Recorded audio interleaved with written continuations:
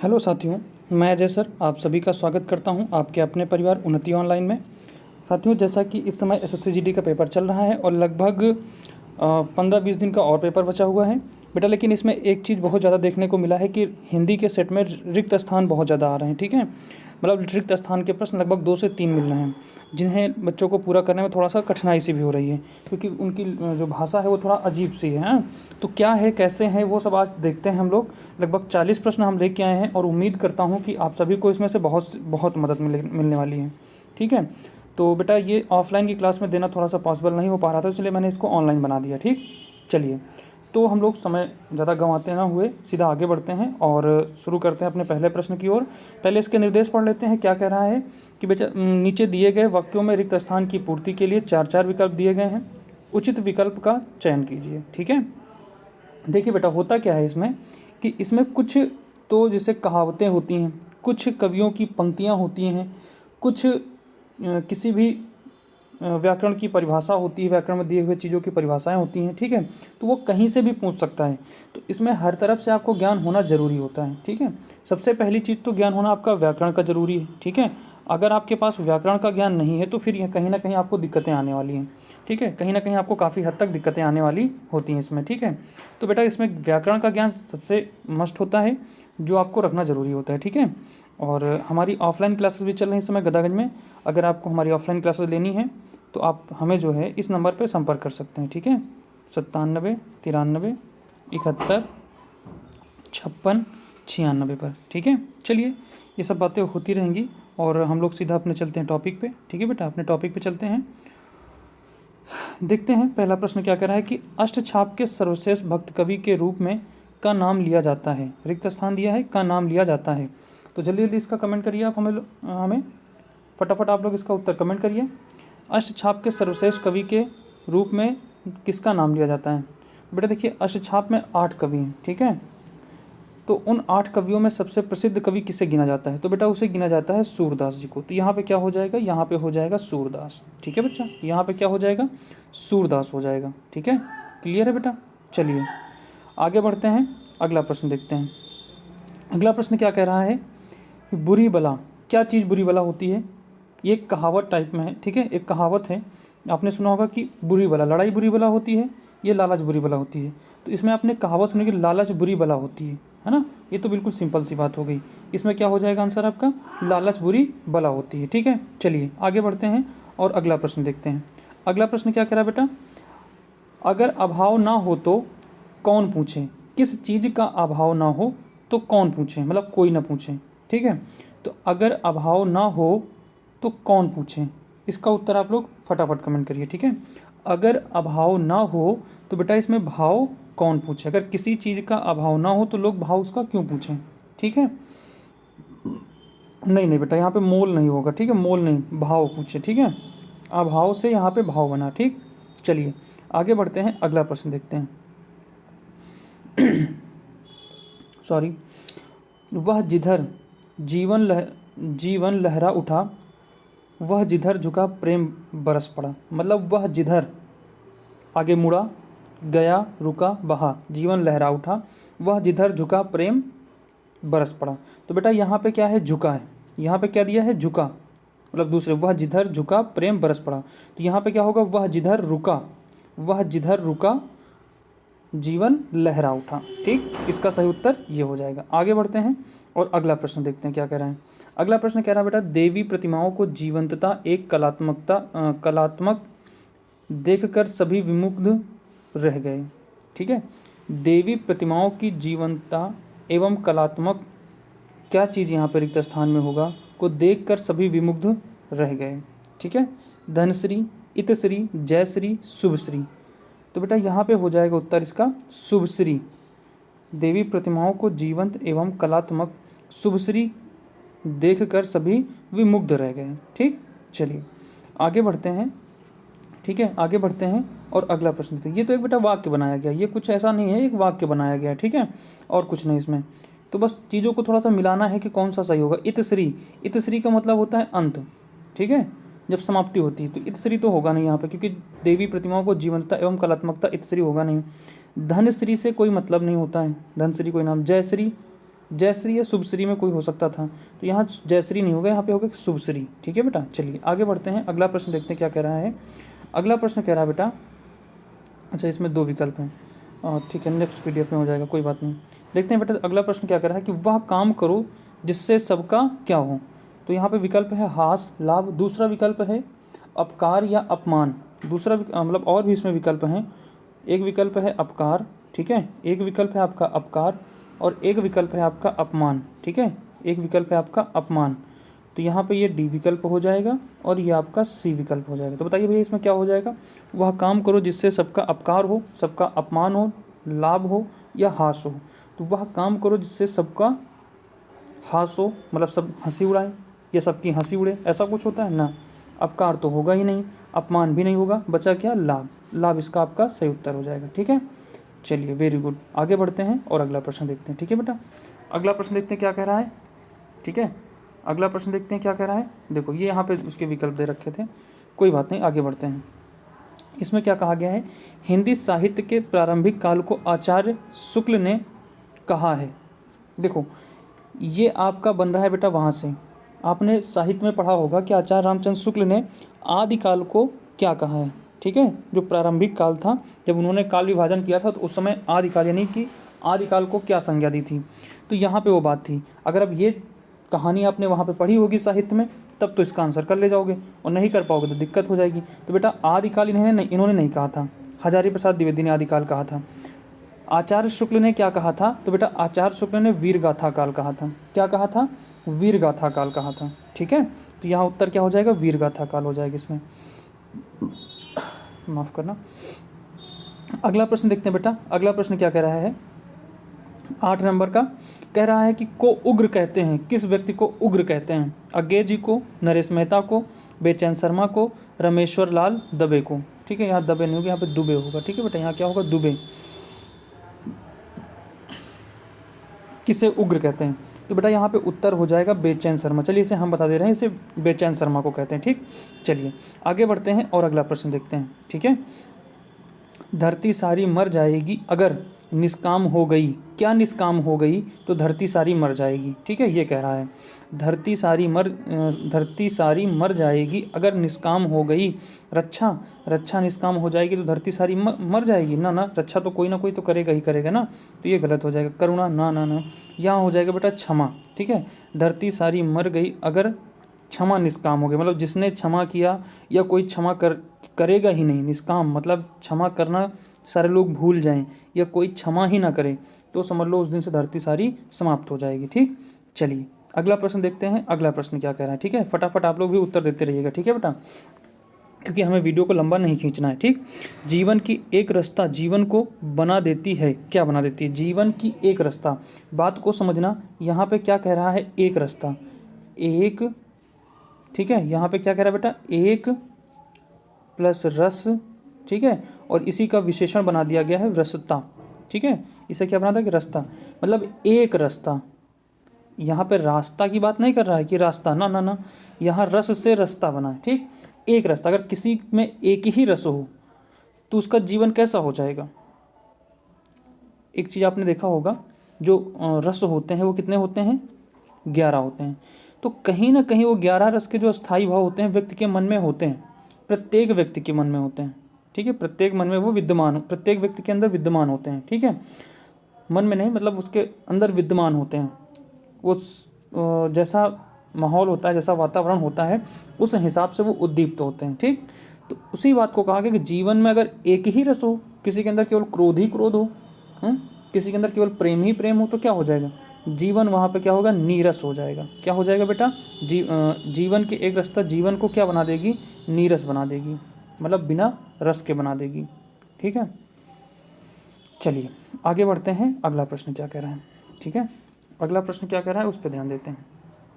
ठीक है, अगला प्रश्न, चलिए एक साथ हम दो प्रश्न लगाने का प्रयास कर रहे हैं। ठीक है, जल्दी जल्दी आप लोग उसका उत्तर कमेंट करिएगा।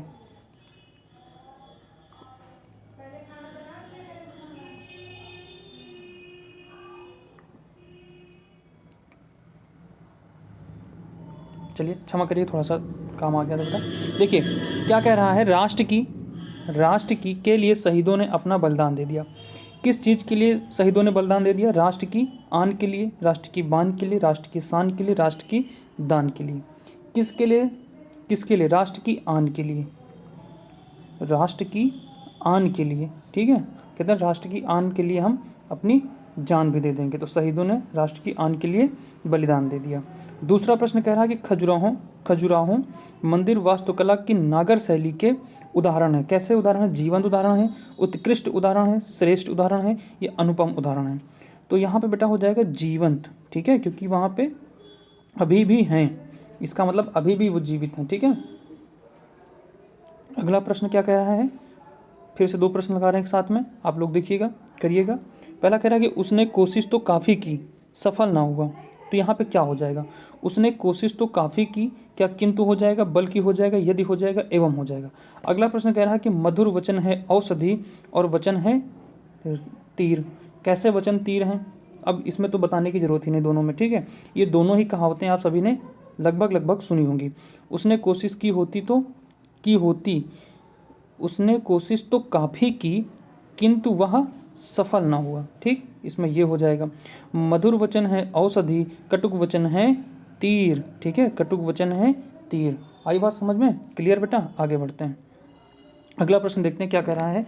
अगला प्रश्न कह रहा है बच्चा, ठीक है, अगला प्रश्न कह रहा है, फिर से 2 प्रश्न हम एक साथ लगाने का प्रयास कर रहे हैं, आप लोग देखिएगा, करिएगा।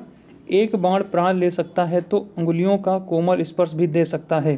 क्या दे सकता है? अंगुलियों का कोमल स्पर्श, संजीदगी, वंदगी, जिंदगी, मर्दानगी। ठीक है, अगला कह रहा है वर्षा होती तो फसल सूखी होगी, नहीं होगी, अच्छी होगी, नष्ट हो जाएगी, नष्ट होगी, क्या होगी?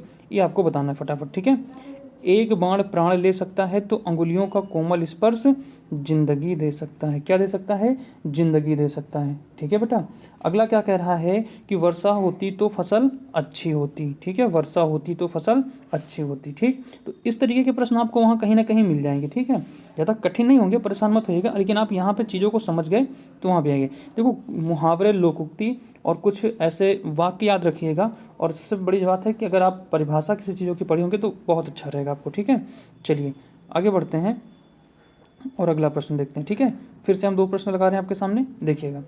प्रत्येक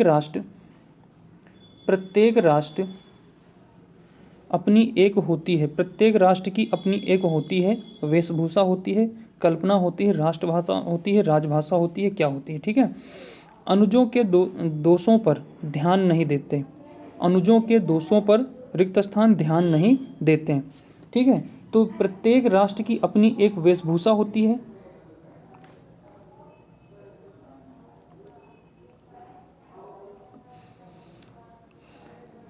प्रत्येक राष्ट्र की अपनी एक। देखो बेटा, पहली बात तो यहाँ पे सेंटेंस आप मतलब जो वाक्य दिया है उसको सही मिलाने का प्रयास करना, क्योंकि यहाँ पे आपको ये लग रहा होगा सर यहाँ पे वेशभूषा भी सही है, राष्ट्रभाषा भी सही है और राजभाषा भी सही है, कल्पना तो खैर होगा नहीं, लेकिन ये भी सही हो सकता है। तो यहाँ पे आप मिलाने का प्रयास करो। प्रत्येक राष्ट्र की अपनी एक वेशभूषा होती है ना, जब राष्ट्र में वेशभूषा, प्रत्येक राष्ट्र की अपनी एक वेशभूषा होती है, वो बात सही है, लेकिन यहाँ पे राष्ट्र की बात कर रहा है तो बेटा वेशभूषा बदलाव हो सकता है, अपनी अपनी एक ही राष्ट्र में अलग अलग वेशभूषाएं हो सकती हैं। ठीक है, लेकिन प्रत्येक राष्ट्र की अपनी एक राष्ट्रभाषा होती है। क्या होती है? राष्ट्रभाषा होती है। ठीक, यहाँ पे ये सही हो जाएगा। अनुजों के दोषों पर अग्रज ध्यान नहीं देते। अनुजों का मतलब होता है छोटा भाई। ठीक है भाई, अनुजों का मतलब क्या होता है? छोटा भाई, छोटा भाई। ठीक, और अग्रज पे क्या होता है? बड़ा भाई। तो छोटे भाई के जो दोष होते हैं उन पे बड़ा भाई क्या करता है? बड़ा भाई ध्यान नहीं देता है। ठीक, चलिए आगे बढ़ते हैं बेटा और अगला प्रश्न देखते हैं। ठीक, अगला प्रश्न क्या कह रहा है इसको फटाफट देखते हैं हम लोग। चलिए 2 प्रश्न शायद इस बार नहीं आ जाएंगे, दिख रहा होगा ना? अगर आप सभी को ना दिखे तो एक बार कमेंट हमें ज़रूर कर देना। ठीक है बच्चा, हम लगाने का प्रयास कर रहे हैं। ठीक है, चलिए देखिएगा। अब तक इतनी यूं ही काटी, अब क्या सीखे नौ सपाटी। क्या होगा यहाँ? परपाटी, उपघाटी, घर घाटी। ठीक है, क्या होगा? दिए पर पतंगा आया, उससे मैंने सीखा। क्या सीखा? ठीक है, ये बताना है आपको फटाफट। ठीक है, अब तक इतनी ही क्यों काटी, अब क्या सीखे नौ। यहाँ पे होगा बेटा परपाटी। ठीक है, क्या हो जाएगा यहाँ पे परिपाटी। परिपाटी का मतलब होता है परिपाटी का मतलब होता है प्रथा, ठीक है, प्रथा होती है, ठीक है। परिपाटी का मतलब होता है प्रथा, परिपाटी का मतलब होता है प्रथा।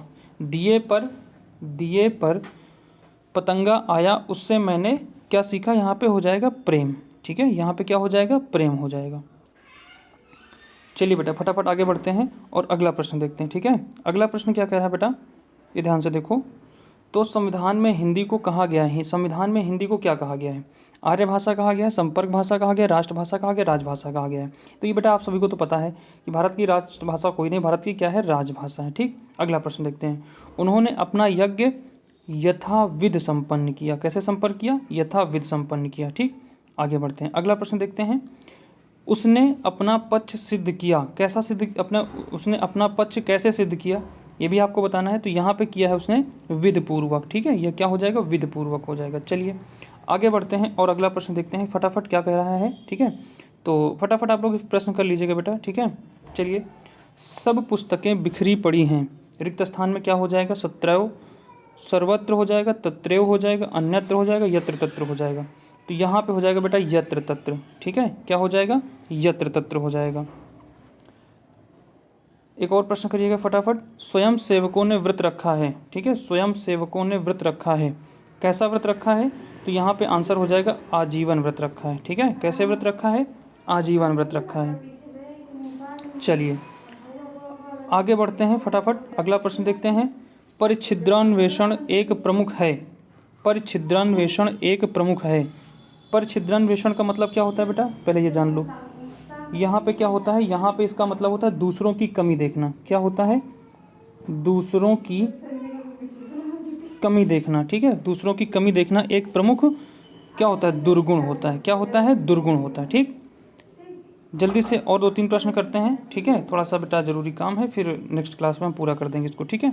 चलिए, सागर ने स्वतंत्रता पूर्वक, एक मिनट इसको जरा पूरा कर लेते हैं ना प्रश्न को, हाँ ठीक, अब देखिएगा। चलिए 2 प्रश्न लगा लेते हैं एक साथ, अब देखो क्लियर दिख रहा है, नहीं दिखेगा, ये वाला देख लो, कर लो।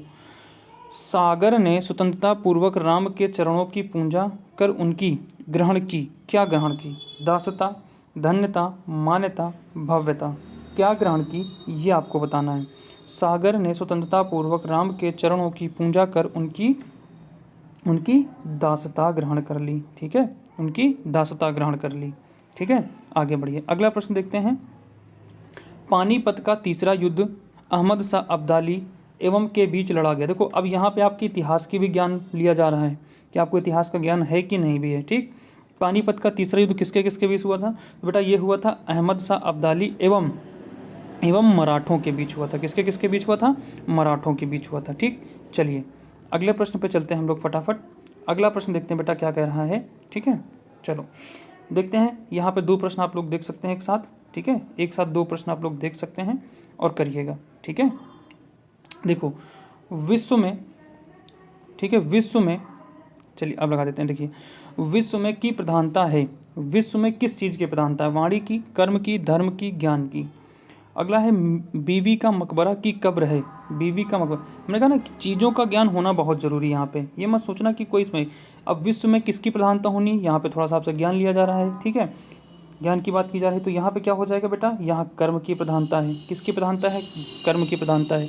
यहाँ पे आपसे इतिहास के बारे में जानकारी ली जा रही है कि बीबी का मकबरा की कब्र है, किसकी है, औरंगजेब की पत्नी का, मुमताज महल का, हुमायूं की बहन का, नूर शाह जहाँ का, किसका है बेटा, तो औरंगजेब की पत्नी का, ठीक है, किसका है, औरंगजेब की पत्नी का। अगला प्रश्न देखिए फटाफट क्या कह रहा है, चलिए हाँ देखते हैं अगला प्रश्न क्या कह रहा है बेटा, ये देखते हैं दोनों, ठीक है। चलिए देखिए क्या कह रहा है, यह सदियों से चली आ रही है, क्या चली आ रही, सपाटी, परिपाटी, घर पाटी, उपपाटी, नासिक के तट पर स्थित है, ठीक, नासिक के तट पर, मतलब नासिक जो शहर है वो किसके तट पर स्थित है, तो बेटा यह सदियों से परिपाटी, अभी मैंने आपको बताया था परिपाटी का मतलब होता है प्रथा, तो यह सदियों से प्रथा चली आ रही, क्या चली आ रही है, प्रथा। नासिक, इसमें बेटा 2 विकल्प छूट रहे हैं, उनको मैं नीचे लिख दे रहा हूँ, क्या कह रहा है, तो एक बेटा है आपका, एक विकल्प है आपका गोदावरी, एक तो विकल्प हो जाएगा गोदावरी, गोदावरी, और एक विकल्प क्या हो जाएगा बेटा, नर्मदा, एक विकल्प क्या है, नर्मदा। अब बताओ क्या हो जाएगा इसमें, ठीक है। अब आप लोग फटाफट इसमें बताओ उत्तर क्या हो जाएगा। तो बेटा इसमें जो आपका उत्तर हो जाएगा वो हो जाएगा गोदावरी। जो नासिक शहर वो कहाँ बसा हुआ है, वो गोदावरी नदी के तट पर बसा हुआ है।